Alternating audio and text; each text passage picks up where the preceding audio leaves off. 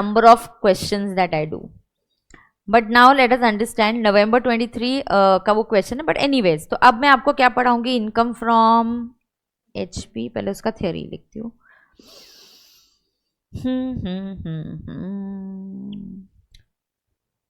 अब तुम रेडी हो क्या? ध्यान से सुन के लो.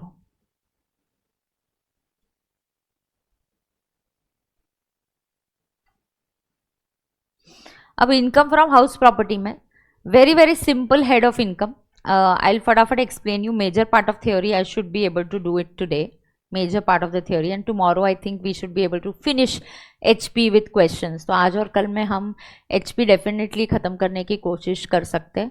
और फिर अभी इसके बाद जब 15th से मेरे क्लासेस स्टार्ट होने वाले हैं रेगुलर बैच मॉर्निंग में, तो मैं आपसे 11:30 बजे मिलूंगी. 11:30 to 1:45 मेरा स्लॉट होगा. और उसके पहले अंकिता मैम का लॉ होगा, फिर दोपहर को हर्षद सर, फिर FM SM और फिर अकाउंट्स. तो 15 फेब से थोड़ा सा आपका शेड्यूल में चेंज होगा, क्योंकि मैं 7:30 to 11 रेगुलर क्लास में रहूँगी. तो मैं आपका 11:30 को लूँगी, 11:30 to 1:45. ठीक है ना? अब रेडी है?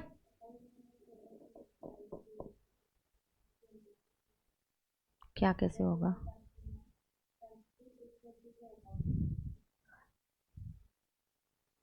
नहीं, इधर टाइमिंग बदल गया है बेटा. हाँ, तू मत कंफ्यूजन क्रिएट करो. नया बैच, नया timing. We know that Anand sir can't be present at one batch at two places at the same time. He knows that, so he will fix the timing accordingly. Okay? Yes. हाँ,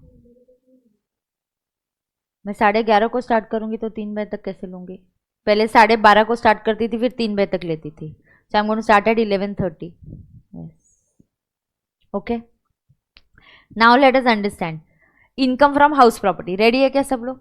Oh, you're ready ना? हाँ. Now listen. Income from house property. Every head of income का दरवाजा कब खुलता है ये जानना बहुत जरूरी होता है. तो income from HP का दरवाजा कब खुलेगा ना? Super duper fast. Let us focus, sit straight, spine cord straight and focus and understand. Now income from HP में ये किधर गया? Fast track. हाँ, ओके, ध्यान से. इनकम फ्रॉम HP में क्या होने वाला है? इनकम फ्रॉम HP में दरवाजा तभी खुलेगा 1 when there is a house property, 2 assessee is the owner of the house property, 3 assessee does not use the property for his own business और प्रोफेशन. तो 1, what are the 3 conditions when the income is taxable under income from HP?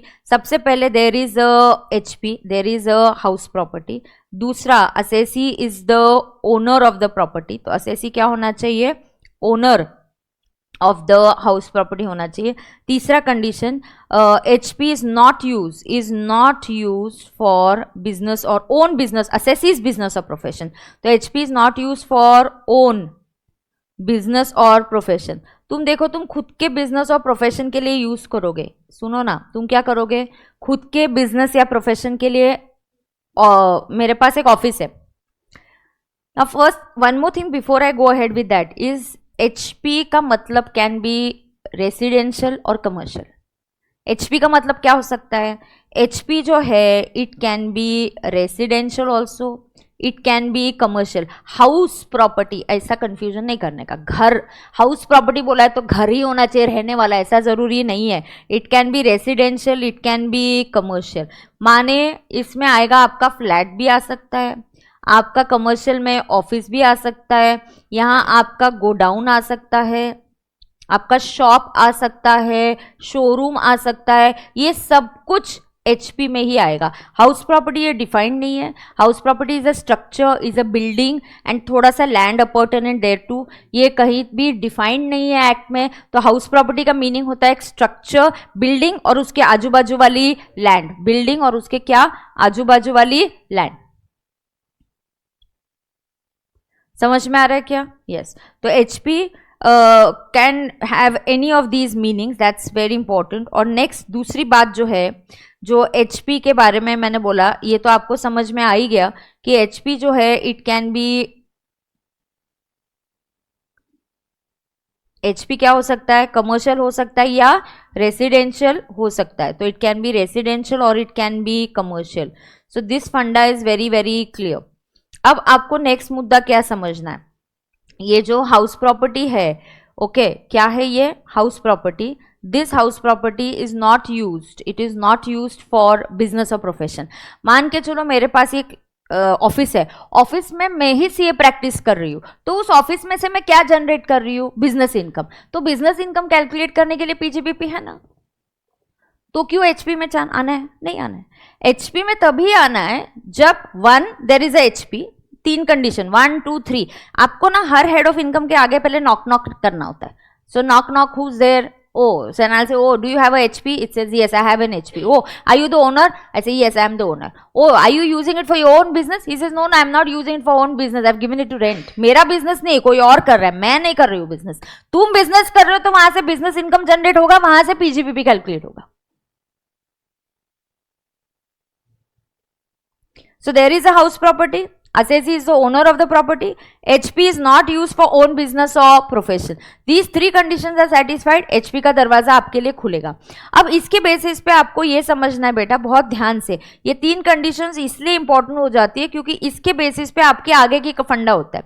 अब let's take an example कि I talk about rent of open plot, rent of open plot of land. एक तो open plot of land मतलब HP ही नहीं है, that is why this rent can go under PGBP और it can go under IOS. ये कहाँ जा सकता है, पीजीबीपी में जा सकता है या ये कहाँ जा सकता है, आईओएस में जा सकता है, क्योंकि इसमें एचपी नहीं है. सबसे पहला रिक्वायरमेंट है कि देयर शुड बी एचपी. अब दूसरा एग्जाम्पल, अब अगला एग्जाम्पल 2, एग्जाम्पल 1. अब अगला एग्जाम्पल क्या है, ध्यान से सुनो. अब अगला एग्जाम्पल क्या बोलता है, एक्स के पास घर है, एक्स के पास हाउस प्रॉपर्टी है, एक्स ने ये हाउस प्रॉपर्टी रेंट पे दे दिया वाई को, वाई ने इसको सबलेट किया जेड को, तो maybe Y received a rent of 80,000 and Y ने एक्स को रेंट दिया होगा 60,000. नाउ प्लीज अंडरस्टैंड, एक्स को 60,000 मिला, वाई को 80,000 मिला, हमने सबलेट किया. क्या किया उसने, सबलेट किया. अब जो एक्स का इनकम है, एक्स का जो इनकम है वो कितना है 60,000. ये कौन से हेड में जाएगा, इनकम फ्रॉम एचपी. लेकिन जो वाई का इनकम है 80, यार वो एचपी में नहीं जाएगा क्योंकि Y is not the owner. आपको नॉक नॉक करके तीनों कंडीशन देखनी है. 1, are you, is there HP, yes. Is there a HP? Yes. Second, are you the owner? Yes. Are you using it for own business or profession? No, you're not supposed to use it for your own business and profession. 1, 2, 3. 1 and 2 and 3 आप satisfy करोगे तब HP का दरवाजा खुलेगा. ध्यान में आ रहा है क्या सबको? तो आपको HP का दरवाजा कब खुलेगा, 1 and 2 and 3. झपटा क्या, यस. तो ये इनकम है but this is not HP income, ये एचपी इनकम नहीं है. तो ये कहाँ जाएगा, this 80,000 can be under PGBP आप ले लो या आप आईओएस में ले सकते हो, हमें प्रॉब्लम नहीं है. बराबर है, बराबर है क्या, यस. अब इसके बाद दूसरा मुद्दा, यहाँ पे हो गया 3 कंडीशंस, यहाँ पे मैंने कुछ एग्जाम्पल्स दे दिए. अब दूसरा मुद्दा, अगर रेंटिंग असेसी का बिजनेस है, ऐसा एक केस लॉ है रायला कॉर्पोरेशन का कि अगर असेसी का बिजनेस रेंटिंग, आपको केस लॉज इंटर लेवल पे नहीं है, केस लॉज आपको कहाँ इंट्रोड्यूस किए जाएंगे, फाइनल में, जहां पे आपको इंपॉर्टेंट केस लॉज लर्न करने पड़ेंगे कि ऐसा ऐसा जजमेंट हुआ था इसलिए ये इस हेड में आएगा. जहां पे ग्रे एरिया होता है, इंटरप्रिटेशन क्लियर नहीं हो सकता है, कंफ्यूजन है कि यहां भी जा सकता है वहां भी जा सकता है, तो आपको केस लॉज रेफर करने पड़ते हैं. इंटर में गिन के आपको 3 केस लॉज है, 2 कैपिटल गेन्स में और 1 एचपी में. अब ये वाला जो केस लॉ है वो क्या बोलता है, देयर इज एग्जांपल और पॉइंट नंबर 3. यहां पे मैंने क्या सिखाया, ये subletting income is not taxable under HP but it is taxable under PGBP and IOS. अब renting of open plot of land is also going under PGBP and IOS because open plot of land is not a house property. उसके बाद देखो example 3 में क्या बोलने वाली हूं, if renting is a business activity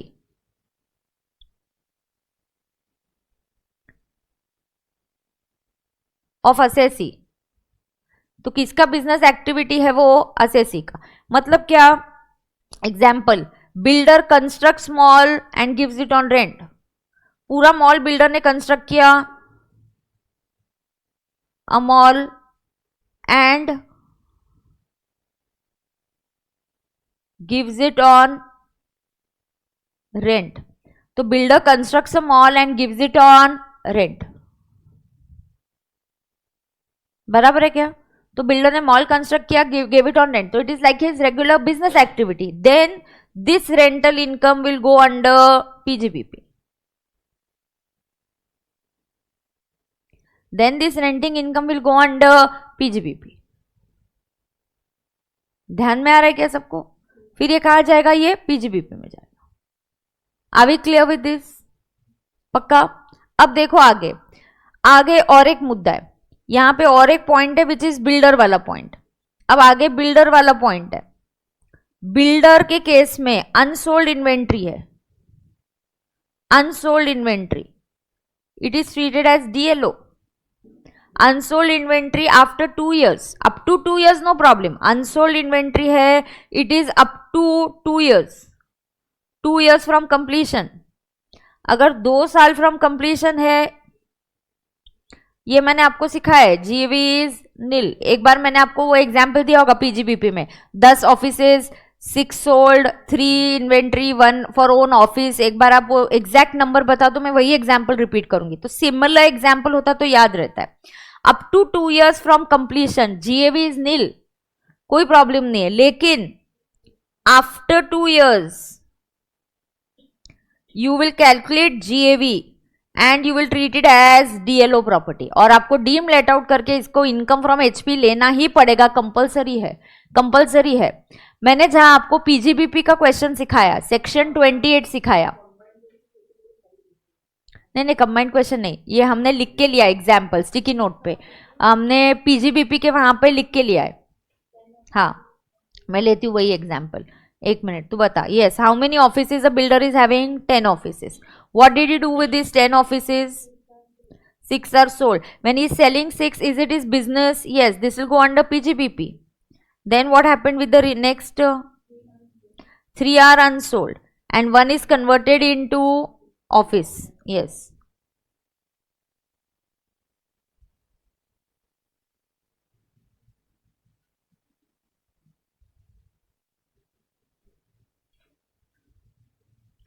अब देखना, 10 offices, pay attention and listen. You have 10 offices, 6 are sold. 6 आप बेच रहे हो, आपका बिजनेस है वो, स्टॉक इन ट्रेड है, तो 6 के लिए ये क्या होने वाला है? पीजीबीपी होने वाला है। For 6 it is going to be your PGBP, बराबर है क्या? हाँ। 3 are unsold, 3 are unsold, then यहां पे for the first 2 years, completion मिलने के ईयर में, उसके आगे के जिस साल में कंप्लीशन आता है उसके 31st के आगे 2 years काउंट किया जाएगा। The year in which you get the day, completion की डेट है वो लिखने का, फिर वो कौन से ईयर में, उसका एंड क्या है? 31st मार्च। जिस मंथ में कंप्लीशन मिला, जिस ईयर में कंप्लीशन मिला, उसके ईयर एंड के बाद 2 साल। Okay, I will show it to you. First understand, first 2 years GAV will be taken as nil. उसके बाद you will have to calculate GAV and you will have to treat it as DLO. तो आपको deem to be let out करके HP में treat करना पड़ेगा। और एक ऑफिस जब आप कन्वर्ट करोगे, ऑफिस जो बेच नहीं रहे हो बट अपना ऑफिस करके कन्वर्ट करोगे, दिस इज एफएमवी को हम लोग बिजनेस इनकम मानेंगे। This is as per section 28। इस ऑफिस का FMV will be treated as, FMV of the office will be treated as business income. Customer को तुम वो ऑफिस 50 लाख में बेच रहे थे, 50 लाख आपका बिजनेस इनकम हो जाएगा। FMV of office will be treated as business income under section 28। ध्यान में आ रहा है क्या सबको? Will be treated as business income under section 28। Are we clear with this?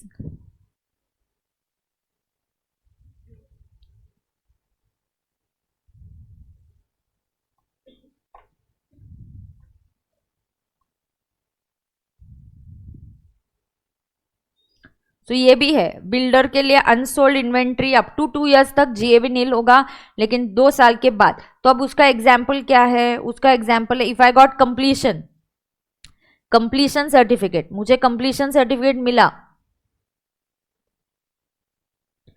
10th December 21, मतलब ये पीवाई कौन सा है? 21 22। यहां पे तो कुछ नहीं होगा, इसके आगे 2 साल तक, इसके आगे जिस साल में कंप्लीशन आता है उसके आगे 2 years. So next 2 years means PY 22 23 and PY 23 24, इसका जीएवी होगा नील। और उसके बाद अभी भी अनसोल्ड है, then PY 24 25 onwards it will be treated as DLO. क्या ट्रीट किया जाएगा? डीएलओ।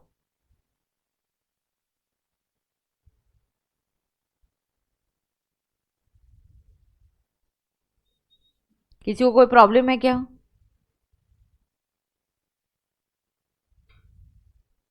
देखो रे बाबा, किसी को कोई प्रॉब्लम है क्या?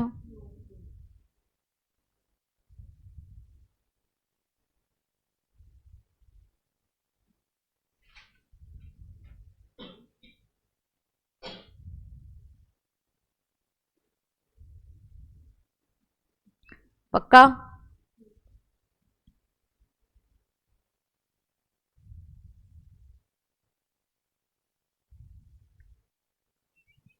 करेक्ट है। ये सिंपल वाले मुद्दे हो गए, कब एचपी में आना है, कब एचपी में नहीं आना है, ये फंडा क्लियर हो गया। हाँ, अब देखो, अब हाउस प्रॉपर्टी के टाइप्स सुनो। नाउ हाउस प्रॉपर्टी के कितने टाइप्स है? There are 3 types. Okay, yes, now understand, house property has 3 types. Now we know this, everybody knows this. There is SO, 2 properties maximum you can treat as SO. इतने साल तक एक ही property था। 2019 में अगर आप मेरा बजट कोड पढ़ते हो, हर चैप्टर के एंड में एक बजट कोट होता है। आप देखना पीयूष गोयल जी ने अनाउंसमेंट किया था, आप देखना है क्या वही वाला कोट यूज किया है क्या? इस बार मैंने उधर चेंज किया है। किसका कोट है नीचे? पीयूष गोयल है क्या? तो पीयूष गोयल जी ने 2019 में 5 जुलाई 2019 जुलाई में कैसे क्या बजट आया? इंटरिम बजट था, इलेक्शन वाले ईयर में। तो पीयूष गोयल जी ने उसके पहले तक एक ही घर was treated as SO. Budget वाले ईयर में उन्होंने 2 घर को एसओ ट्रीट करने का अलाउ किया था। बेनिफिट आपको इलेक्शन वाले ईयर में दिया था। बजट वाला मतलब वो इलेक्शन वाले ईयर में उन्होंने 2 एसओ किया था। See this is what happens when I know, I have seen acts for so many year. मुझे पता है कौन से ईयर में बजट वाला इलेक्शन वाला ईयर है, कौन से ईयर में क्यों प्रोविजन आया है। तो it becomes easy for us to remember. बोलते वक्त बोला है मिडिल क्लास लोगों को हेल्प करने के लिए, क्योंकि उनका जॉब कहीं और होता है, उनकी फैमिली बच्चे कहीं और होते हैं, क्योंकि स्कूल की वजह से हम शिफ्टिंग नहीं करते। ये मिडिल क्लास लोगों के लिए हमने ये बेनिफिट किया है। ऑफ कोर्स वही मिडिल क्लास फिर आपको वोट, आप इनडायरेक्टली आप उनसे वोट की अपेक्षा कर रहे हो, बराबर है कि नहीं? Yes. So 3 types of properties, 2 SO. तो a person can treat 2 properties as SO.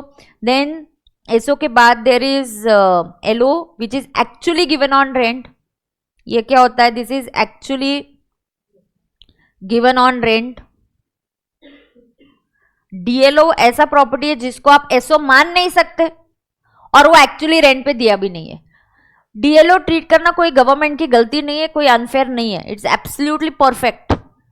You are allowed to have 2 houses of your choice. I have a house in Pune and I have a house in Mumbai. कि बाबा कभी तो मुझे मुंबई में relatives है तो रहने के लिए जाना है, तो मुंबई का घर भी मैंने खाली रखा है, पुणे का घर भी खाली रखा है, तो मैं कभी पुणे रहती हूँ, कभी मुंबई में रहती हूँ।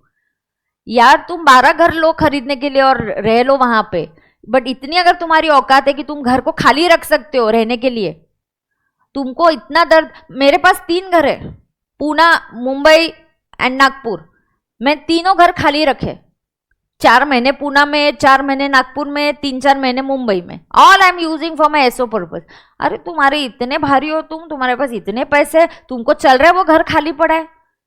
किसी नॉर्मल व्यक्ति बोलेगा नहीं नहीं इतना क्या हो गया, नागपुर में मैं नहीं रही तो भी चलता, उस घर को रेंट पे दे दो, तुमको चल रहा है इतना, तुम्हारे पास पैसा है, you don't mind, then pay the tax also, then treat it as DLO. कौन रखता है ऐसे घर खाली? हम तो नहीं रखेंगे, हम तो सोचेंगे ना यार रेंट आना चाहिए, एक्चुअली रेंट पे दे दिया तो एलओ ही हो गया। तो गवर्नमेंट ने कुछ गलत नहीं किया है, गवर्नमेंट सही करी है। गवर्नमेंट बोलते 2 घर तक आप ऐसे रखो, ठीक है यार, उसके आगे और भी 3 4 5 6 घर खाली पड़े तुम्हारे, मेरी मर्जी, इधर रहना है उधर है, इतने पैसे टैक्स भी पे करने के पैसे पे कर दो, treated as deem to be let out. तो डीएलओ माने which is can't be treated as SO and it is not given on rent actually, so we are assuming you have given it on rent, it is DLO. okay, so DLO का मतलब क्या है, it is deemed to be let out। ये SO treat नहीं हो सकता, इसको actually हमने रेंट पे दिया नहीं है, ये DLO है, it is deemed to be let out। तो इसमें कोई गवर्नमेंट की कोई गलती नहीं है, लॉजिकल है। अब SO के प्रॉपर्टीज के हिसाब से HP, now what is very important, HP does not follow assessee's method of accounting, does not follow assessee's method of accounting। तो क्या ये आपका मेथड ऑफ अकाउंटिंग फॉलो करता है, नहीं। So it does not follow, sorry, assessee's method of accounting. तो absolutely assessee का method of accounting follow नहीं करता है, does not follow assessee's method of accounting, no it doesn't follow your method of accounting. बराबर है क्या? तो ये आपका मेथड ऑफ अकाउंटिंग फॉलो नहीं करेगा। तो ये कैसे करेगा, इसका फिक्स तरीका है। Now it depends upon whether your property is a SO property, it is a LO property और it is a DLO property. तो ये आपके ऊपर डिपेंड करता है कि आपकी जो नेचर ऑफ प्रॉपर्टी है वो क्या है। वो एसओ है तो एसओ के रूल्स अप्लाई होंगे, डीएलओ है तो डीएलओ के रूल्स अप्लाई होंगे, और एलओ के लिए एलओ के रूल्स अप्लाई होंगे। तो अब यहाँ पे क्या है, लेट अस अंडरस्टैंड।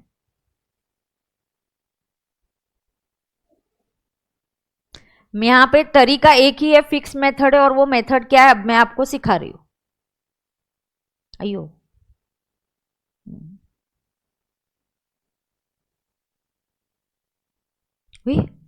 बीच में गायब हो रहा है, what is this, let it be, I draw the line afterwards. अरे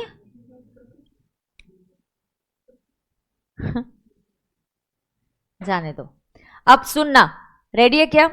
अब सुनो, यहाँ पे it will start how, it will start with GAV. GAV के बाद क्या आता है, लेस म्युनिसिपल टैक्सेस। ना these municipal taxes can be called by any name. मैं आपको इधर ही मैं बोल रही हूँ, सिर्फ जीएवी छोड़ के अभी मैं आपको पूरा क्लैरिटी दे दूंगी, लगभग एचपी का चैप्टर का मेजर पार्ट हो जाएगा। Of course there are other parts like sometimes SO, sometimes DLO and all that stuff. I will be doing that, but it's a very simple and easy chapter. ना यहाँ पे देखो, GAV के बाद हम क्या लेस करते हैं बेटा, municipal tax. So what you get is called as the NAV. So what I get after that is called as the NAV. Now what happens here once I get the NAV? Now NAV के ऊपर आपको मिलते हैं 2 deductions. तो HP क्या करता है, directly it is going to go in for 2 expenses only. So you have only 2 deductions allowed and it is going to be less deductions. तो ये जो deductions है इनको बोलते हैं less deductions under section 24. अब ये डिडक्शंस क्या है, इसमें आता है 24A which is standard deduction. This is always fixed as 30% of NAV. अब ये एक बार आपको स्टैंडर्ड डिडक्शन मिल गया तो और कोई खर्चा अलाउ नहीं होगा। ये फॉर्मेट आप पहले समझ लो, 24B is interest on borrowed capital. तो ऑफकोर्स टाइप ऑफ प्रॉपर्टी के हिसाब से इसके रूल्स चेंज होंगे, अभी मैं आपको दिखाऊंगी वो। बराबर है?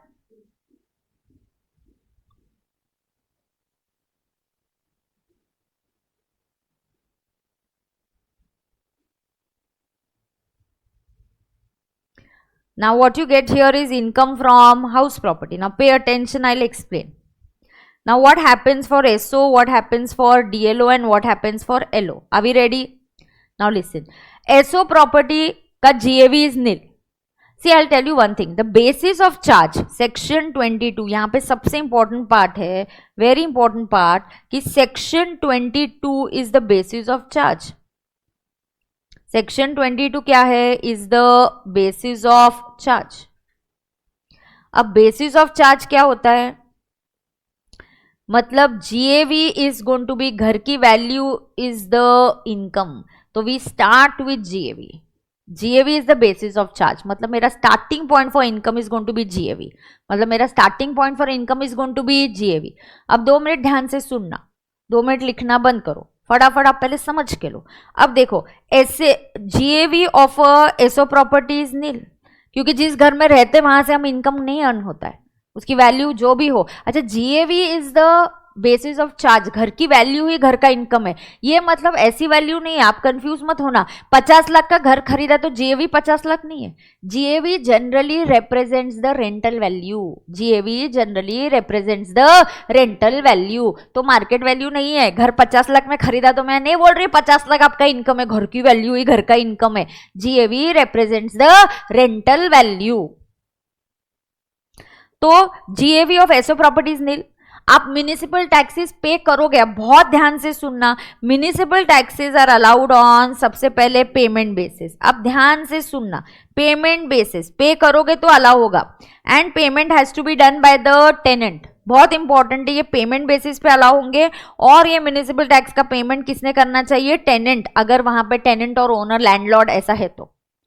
पूरा एक 10-15 मिनट मुझे दो तो आपको बहुत फंडा आपका क्लियर हो जाएगा। 9:45 का लॉ है तो अनदर 10 मिनट्स तो I can take and I can finish this major part over here. अब देखना, म्युनिसिपल टैक्सेस जो है ये पेमेंट बेसिस पे, GAV जो होता है अगर आपको रेंट मिल रहा है ना तो ये जनरली एक्रूअल बेसिस पे होता है। जब मैं आपको अभी सिखाऊंगी तो आपको समझेगा और भी। और आपका जो इंटरेस्ट होता है it is on accrual basis, आपने पे किया या नहीं किया तो भी अलाउ हो जाता है। इन शॉर्ट इसीलिए मैंने ऊपर आपको लिख के दिया, HP does not follow assessees method of accounting, या आपकी मेथड ऑफ अकाउंटिंग को फॉलो नहीं करता। HP आपकी मेथड ऑफ अकाउंटिंग को फॉलो नहीं करता।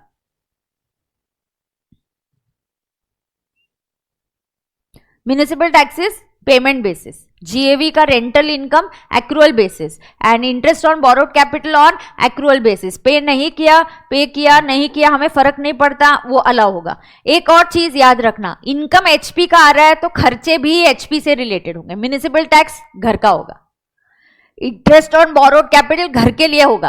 आप घूमने के लिए वर्ल्ड टूर के लिए गए, बेटी की शादी के लिए, बच्चे के एजुकेशन के लिए, बॉस वो इंटरेस्ट यहां नहीं आ रहा है। HP का इनकम है तो खर्चा भी HP का होना चाहिए। मैचिंग प्रिंसिपल होता है हमेशा, आप एक चीज याद रखो। अब यहां पे एसओ का GAV नील होगा। एसओ प्रॉपर्टी के लिए क्या हम म्युनिसिपल टैक्सेस पे नहीं करते, बट इनकम टैक्स उसको खर्चा अलाउ नहीं करता है। तो मैम मैंने वो म्युनिसिपल टैक्स पे किया तो उसका मैं क्या करूं? हम अकाउंटिंग नहीं कर रहे। जिस दिन आप ये समझ लोगे कि इनकम टैक्स का वर्किंग अलग होता है और अकाउंटिंग अलग होता है, your life is sorted. Accounting नहीं सिखा रही हूं मैं आपको, ये जो वर्किंग हो रहा है ये इनकम टैक्स के लिए अलग वर्किंग हम सबमिट करते हैं। तो बच्चों को लगता है मैम म्युनिसिपल टैक्स एसओ का मैंने तो पे किया, अब उसका क्या करूं? बुक्स में एंट्री करके मस्त सजा के रखो, मुझे फर्क नहीं पड़ता। इनकम टैक्स वर्किंग में वो अलाउ नहीं होगा, इनकम टैक्स वर्किंग में वो अलाउ नहीं होगा, तो वो डैश हो जाएगा। तो can I say GAV of SO property is always nil? Yes. Standard deduction आएगा ही नहीं, क्यों नहीं आएगा? Because it is 30% of NAV। NAV 0 तो ये भी 0 हो गया। Interest on borrowed capital will be allowed but it will come with some conditions, ये अलाउ होगा बट यहाँ पे एक एस्ट्रिक मार्क आता है बढ़िया सा, क्योंकि आपको होता है ना कंडीशंस अप्लाई, कुछ तो बेनिफिट आते हैं बट कंडीशंस अप्लाई। तो वो क्या कंडीशंस है अब मैं बताऊंगी। तो ये क्रॉस XX हो जाएगा, मतलब नेगेटिव आएगा जनरली आपका एसओ प्रॉपर्टी। अब एलओ प्रॉपर्टी के लिए हम GAV कैलकुलेट करेंगे। यहां पे मैं सिखाती हूँ स्टेप 1, स्टेप 2 और स्टेप 3। मेरा GAV कैलकुलेशन होता है स्टेप 1, स्टेप 2 और स्टेप 3 के हिसाब से मैं कराऊंगी। Municipal taxes allowed on payment basis, payment should be done by the tenant, तो जो भी है वो अलाउ होगा, तो आपको NAV को कुछ वैल्यू आएगी। तो स्टैंडर्ड डिडक्शन 30% ऑफ NAV होगा। क्रॉस इज इंडिकेटिंग कि इसको कुछ वैल्यू है। अब जब 30% स्टैंडर्ड डिडक्शन अलाउ हो जाता है, actual expenses are ignored. Actual खर्चा कम हो, उस साल ना हो, या एक आध साल में आपने मेंटेनेंस के लिए पेंटिंग करवाया, वाटर प्रूफिंग करवाया, आपका एक्चुअल खर्चे से हमारा कोई लेना देना नहीं है। प्रॉपर्टी का इंश्योरेंस, प्रॉपर्टी का रिपेयर, प्रॉपर्टी का पेंटिंग, सोसाइटी मेंटेनेंस, आप जो भी खर्चे दे रहे हो, I really don't care. What is allowable is only 30% of standard deduction, standard it's fix for everybody, खर्चा हो या खर्चा ना हो, खर्चा हो या खर्चा ना हो, आपको फिक्स 30% स्टैंडर्ड डिडक्शन मिलने वाला है।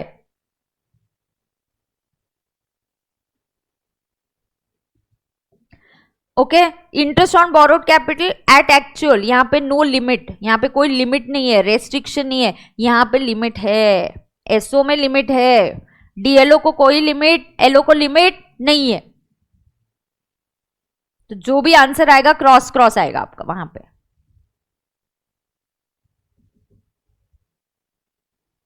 अब एलओ, डीएलओ, डीएलओ में हम सिर्फ स्टेप 1 यूज करते हैं, सिर्फ स्टेप 1 होता है। Municipal taxes payment basis, payment basis, payment to be done by the tenant. DLO में तो टेनेंट नहीं होता, आप ही होते हो, आपने पे किया तो अलाउ होगा, टेनेंट ने पे किया तो कभी भी जनरली ये खर्चा अलाउ नहीं होता। म्युनिसिपल टैक्सेस ड्यू हो गए बट पे नहीं किया, अलाउ होगा क्या? नहीं। Municipal taxes are allowed by tenant, generally you should pay it. जहां जहां अगर टेनेंट है उसने पे किया तो वो अलाउ नहीं होगा, आपने पेमेंट करना चाहिए तो खर्चा अलाउ होगा।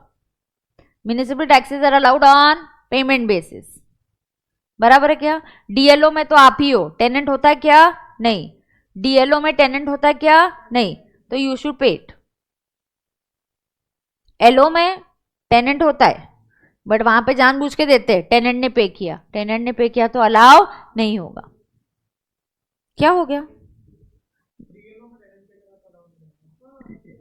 डीएलओ में टेनेंट नहीं होता, एलओ में टेनेंट ने पे किया तो अलाउ नहीं होगा, दैट्स द रूल। टेनेंट ने पे किया तो it is not allowed, cross कर दो, टेनेंट ने पे किया तो it is not allowed. Owner should pay, ए घर तेरा है, म्युनिसिपल टैक्स तेरे टेनेंट ने पे किया, तू खर्चा क्यों क्लेम कर रहा है फिर? हाँ, municipal taxes are allowed on payment basis and payment should be done by the owner, payment should be done by the owner. If tenant pays municipal taxes it is not allowable, if tenant pays municipal taxes it is not allowable. Municipal taxes are due but not paid, not allowable.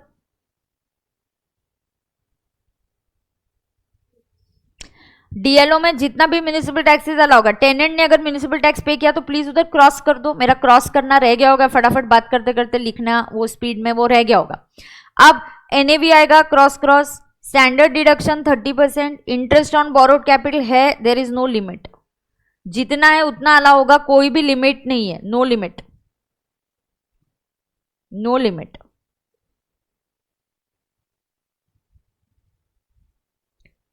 Correct है क्या? ए correct है क्या?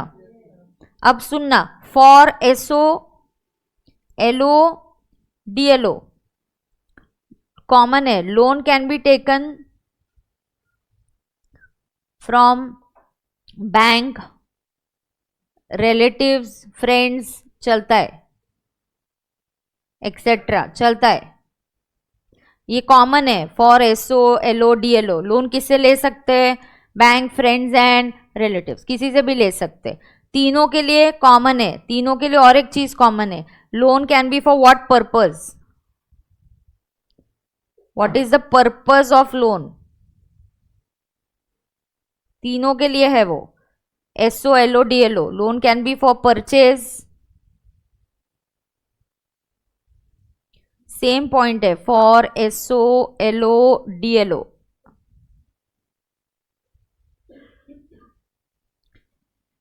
First point, SO LO DLO loan can be taken from bank, relatives and friends. दूसरा, for SO LO DLO what is the purpose of loan? तीनों के लिए same है, क्या? Purchase, construction, reconstruction, renovation and repairs, पांचों purpose के लिए हम ले सकते।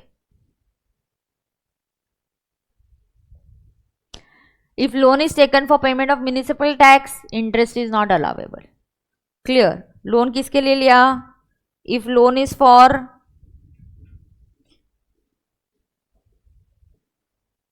for payment of municipal tax, then interest is not allowable.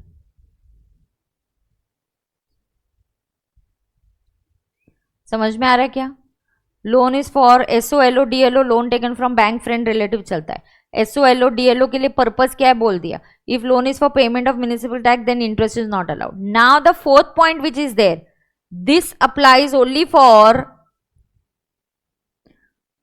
For SO property. And what is that? Interest has a limit or maximum ceiling, limit for interest. तो ये limit कितना है? This limit is either 2 lakhs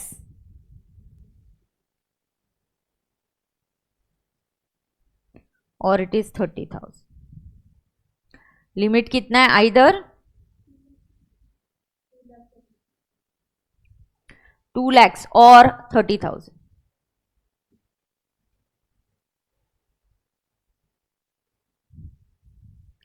limit is either 2 lakhs और limit is 30,000। ध्यान में आ रहा है क्या सबको?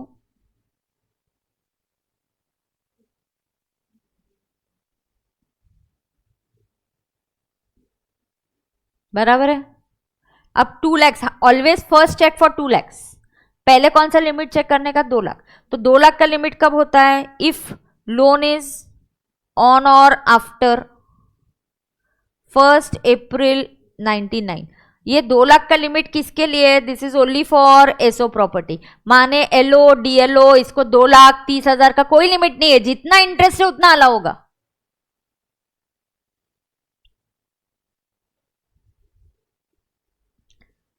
अब लोन का लिमिट क्या है? लोन का कंडीशंस क्या है? लोन इज टेकन ऑन और आफ्टर 1 April 99। दूसरा, the loan is for construction और परचेजेस, दोनों के लिए। अच्छा मैम, वो रिपेयर रेनोवेशन उसके लिए लिया तो लिमिट 2 लाख नहीं है, तो लिमिट 30,000 हो जाएगा। 2 लाख की लिमिट की कंडीशंस बता रही हूँ। लोन शुड बी ऑन और आफ्टर 1 April 99। लोन 99 के बजट में 30,000 से लिमिट 2 लाख बन गया, इसलिए 99। तो लोन इज ऑन और after 1 April 99, limit is 2 lakhs। Loan should be for purchase और construction. All 3 condition should be satisfied. All 3 condition satisfy करोगे तब जाके वो 2 लाख की लिमिट आएगी। तीसरा है, if loan is for construction,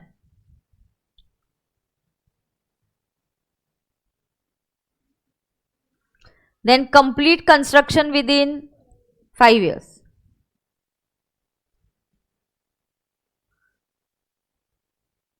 ये कंडीशन सेटिस्फाई हुई तो 2 lakhs, otherwise limit is 30,000। now when is the limit of 2 lakhs? please understand, 2 lakhs का लिमिट कब है? 2 lakhs का लिमिट तभी है जब लोन आफ्टर 99, माने लोन बिफोर 99 आ गया तो 30,000। लोन परचेज कंस्ट्रक्शन को छोड़ के रिपेयर वगैरह के लिए आ गया तो भी 30,000। रिपेयर, रेनोवेशन, रिकंस्ट्रक्शन के लिए लोन आप कभी भी ले लो, बिफोर आफ्टर फर्क ही नहीं पड़ता, लिमिट विल ऑलवेज बी 30। क्योंकि 2 लाख की लिमिट के लिए I should satisfy 1 and 2 and 3, all 3 have to be satisfied. I have to satisfy all 3 conditions.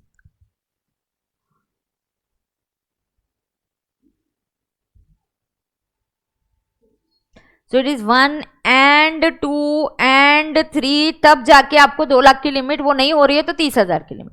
ये लिमिट सिर्फ SO के लिए है और LO DLO के लिए कोई भी लिमिट नहीं है। सो ये आपका 4th पॉइंट हो गया। मतलब आपका 5th पॉइंट ये बोलेगा, for LO DLO interest does not have any limit.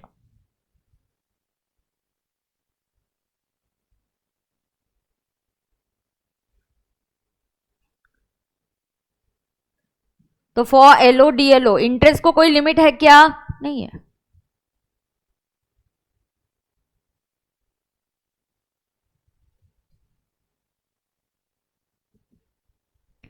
Interest does not have any limit.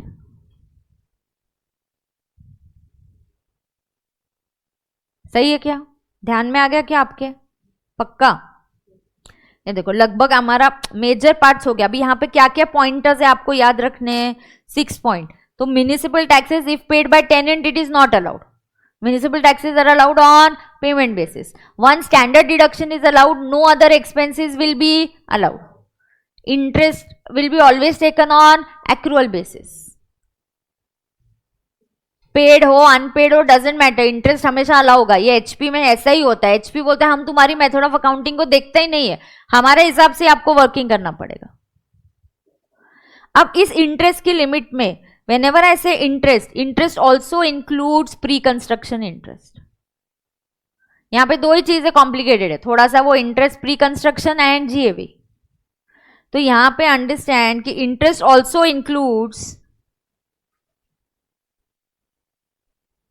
includes pre-construction interest. Interest will also include what? Pre-construction interest.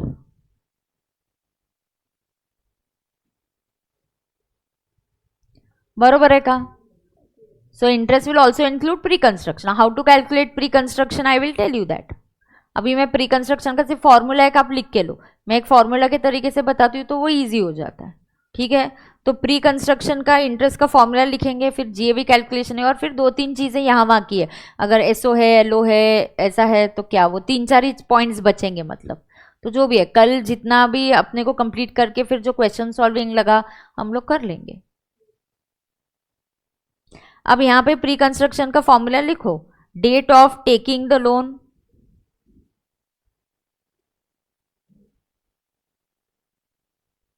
till date of repayment of loan,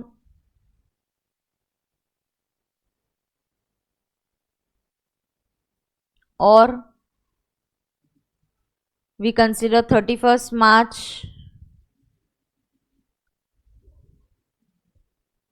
immediately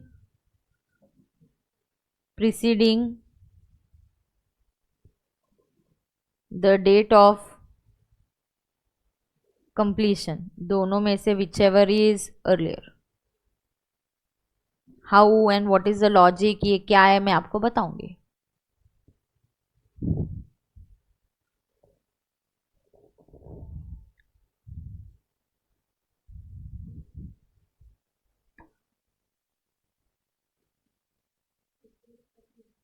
Whichever is earlier. Downward arrow is whichever is earlier.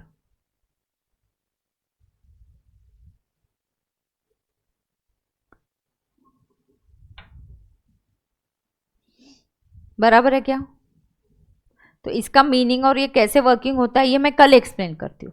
एक minute, यहाँ पे हम लोग अभी 7 point या next अगला point हम लिखते हैं जीएवी कैलकुलेशन. जस्ट एटलीस्ट 1 और 2 थिंग्स लेटर्स जितना हम कर सकते हैं लिख सकते हैं. प्री कंस्ट्रक्शन बड़ा है तो वो मैं अभी नहीं पूरा कर पाऊंगी. अब है यहाँ पे नेक्स्ट मुद्दा क्या है हमारा, GAV calculation.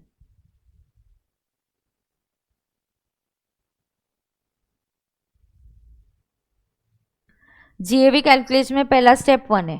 Step 1 is called as ER. What is ER? Expected rent.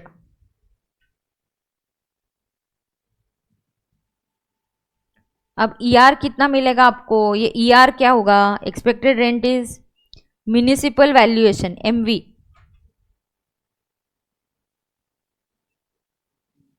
और एफआर क्या होता है?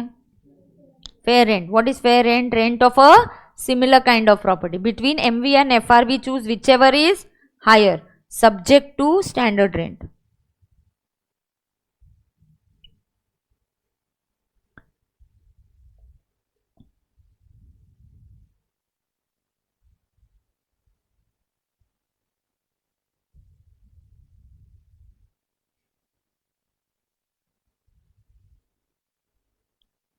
ईआर का मतलब क्या होता है? Expected rent. ईआर का मतलब क्या है? Expected rent. बरोबर ना? लिख के लो.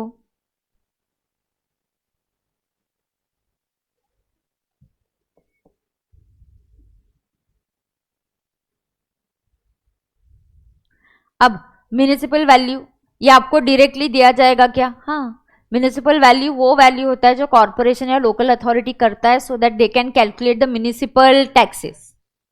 Fair rent is rent of a similar kind of property. Fair rent is rent of similar kind of property and standard rent is the rent given as per the Rent Control Act.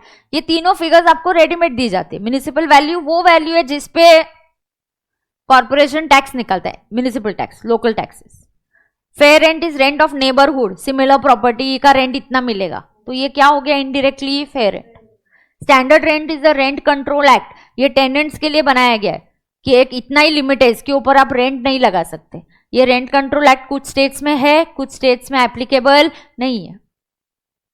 So ER is the expected rent. कि आपको expected rent क्या है, चलो बोलो मेरे साथ. MV और fair rent whichever is higher subject to standard rent. बोलो MV और fair rent whichever is higher subject to standard rent.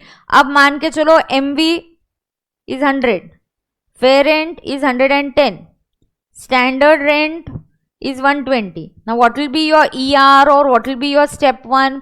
आपको क्या करना है, between MV और fair rent दोनों में से choose whichever is higher amount. तो higher amount क्या है 110. Is this 110 within the limit of 120? Yes, I have no problem. Then it will become 110. Second, MV is 100, fair rent is 110, but standard rent is 115. MV or fair rent दोनों में से whichever is higher. What is higher? 110. Check it is within the limit of 115. No, then restrict it to 115. एक बार आपने दोनों में से whichever is higher choose कर लिया, then ignore the other amounts. क्या हो गया?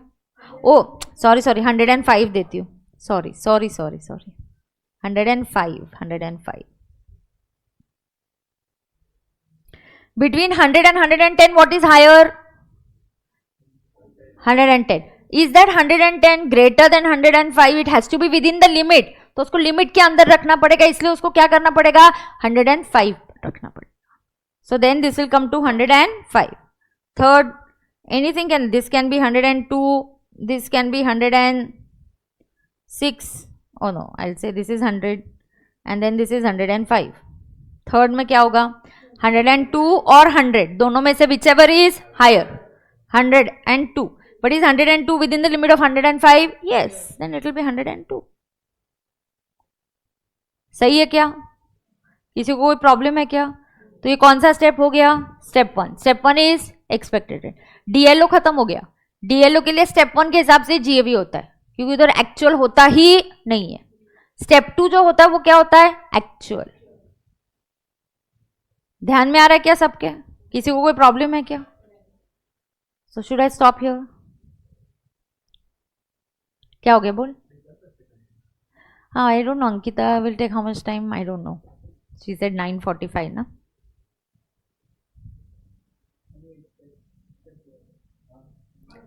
पूरा तो नहीं कर पाएंगे, स्टेप 2 तक तो पक्का कर सकती हो. स्टेप 2 लिखते हैं. स्टेप 2. स्टेप 2 क्या होता है? एक्चुअल.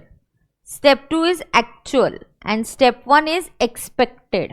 ये AR होता है, actual rent. This is also called as AR. It is AR is the actual rent. ठीक है. अब एक्चुअल रेंट कैसे होता है? एक्चुअल रेंट कैसे निकलता है? What you are going to get actually? So this is your annual rent. क्या ये आपका annual rent less unrealised rent less loss due to vacancy. तुमको भी ऐसे ही सिखाया स्टेप 2? हाँ, मैं स्लाइड यहाँ पे रीजंस में थोड़ा सा चेंज करने वाली हूँ, सिंप्लीफाई करूंगी और उसको. Annual rent less unrealised rent less loss due to vacancy. ये जो आता है इसको बोलते हैं step 2. What is the meaning of vacancy? You wanted to stay there. नहीं, wanted to give on rent but you did not get tenant.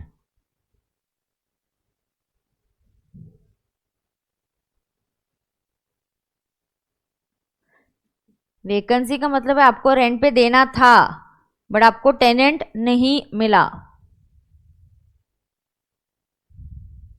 ये सब एक्चुअल है. ऊपर जो है वो एक्सपेक्टेड है, तो एक्चुअल रेंट लेने का साल भर का, less unrealised rent is bad debts जो नहीं मिला, and loss due to we मतलब वेकेंसी। ठीक है क्या? अब मैं कल ही कंटिन्यू, बिकॉज इसके आगे वो reasons and all will need time, ऐसे हाफ हार्टेडली नहीं करना है, फिर वो एकदम 5 मिनट है तो फिर से एक्सप्लेन, ऐसा नहीं। ठीक है, अभी done.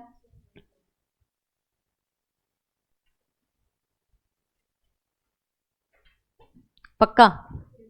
Yes, so we'll stop here. कल मैं आपको मिलूंगी। यस, 7:30 में ट्राई करूंगी आने का, between 7:30 and 7:40 we'll definitely start the class. Okay? Yes, so thank you, thank you so much. Camera का रे ब्लिंक होतोय मध्ये मध्ये। एक मिनट, प्री कंस्ट्रक्शन वाला पॉइंट दिखाओ, एक मिनट। हाँ, ये लो, देख लो।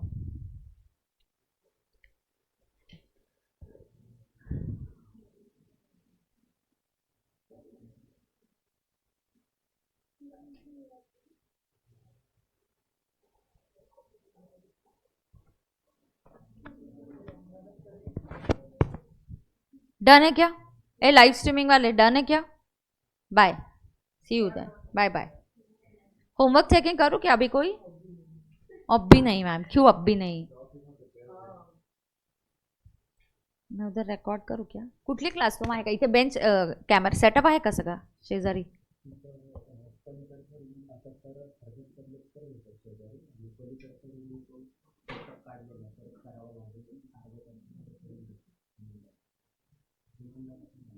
आलेत का? बरं, बघते, 2 मिनट देखती हूँ। मुझे कुछ होमवर्क चेकिंग अगर करना होगा तो एक आधे घंटे का मैं कर लूंगी।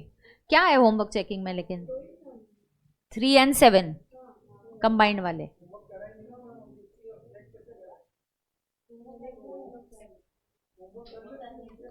कल करूंगी मैं चेक, कल मैं रोकूंगी नहीं, मतलब इधर लॉ होगा तो भी मैं उधर होमवर्क चेकिंग करूंगी।